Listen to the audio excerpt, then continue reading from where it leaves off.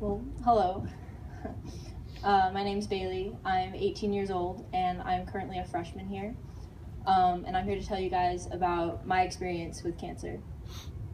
My journey began on a Wednesday morning in November of 2008. I was 12 years old and in 7th grade, and I had noticed that my mom and sister had not come home the night before. They'd gone to the hospital to get results from a blood test that my youngest sister had earlier that day. My other siblings, my brother, my other sister, and I went downstairs to get ready for school that morning as if it was an average morning, and my dad had told us what had happened. "Your sister's in the hospital," he said. "She's been diagnosed with cancer." At that moment, my heart broke. It was the first time I had ever seen my dad cry. I went to school that day in tears, and I was definitely in fear of what was going to happen to my baby sister. I was completely terrified, for she was only 7 years old. The next year was crazy. As Maddie, my sister, went through many rounds of chemo, the doctors began a search for a bone marrow donor for the transplant that she needed. And they began with my siblings and I, which was a big deal because I am 100% petrified of needles. The match ended up being my older brother, though, who courageously went through the procedure. And these past few days, we celebrated the 6-year anniversary of that procedure. As the year continued, it went by like a roller coaster. The hospital became my home away from home, and I would never know how my sister was feeling that day. There were days when all she wanted to do was hold my hand and sit on my lap, and there were days when she felt so sick from the chemotherapy that she slept the whole day and missed my visit to her. Those days were the hardest, and all I wished was that she did not have to go through it all. She was my baby sister, and it killed me to see her in pain. Even as a 7-year-old girl, she inspired so many people with her joyous spirit and positive outlook on life.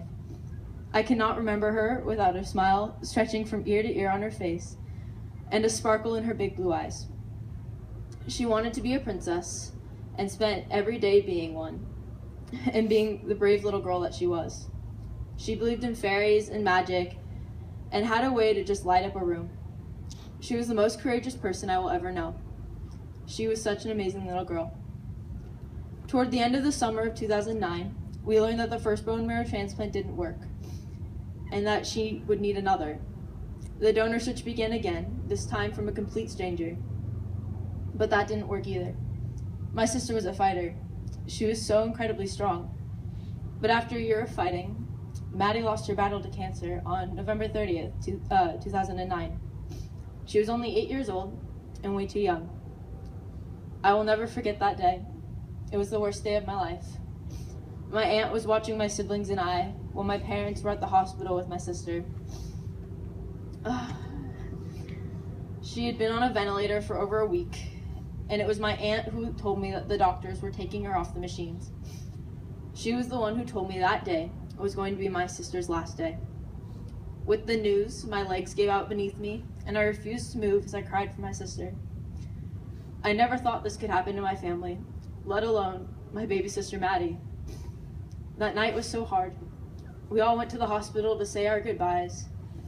I remember there were so many people there, walking through the room, saying their goodbyes, telling her how much they loved her, telling her how amazing she was and how beautiful she was. She inspired so many. I remember saying goodbye to my baby sister. No one should have to do that. It's the hardest thing I will ever have to do, and I will ever have to say. This little 8-year-old girl was my best friend, my inspiration, and someone I love with all my heart. I miss her every day, and there is not a moment that goes by in which she does not pass through my mind. I know that Maddie is with me every day, and she pushes me to fight for her. My sister lost her battle over 5 years ago, but tonight we are continuing the fight she inspired me to join, the fight against cancer. Thank you.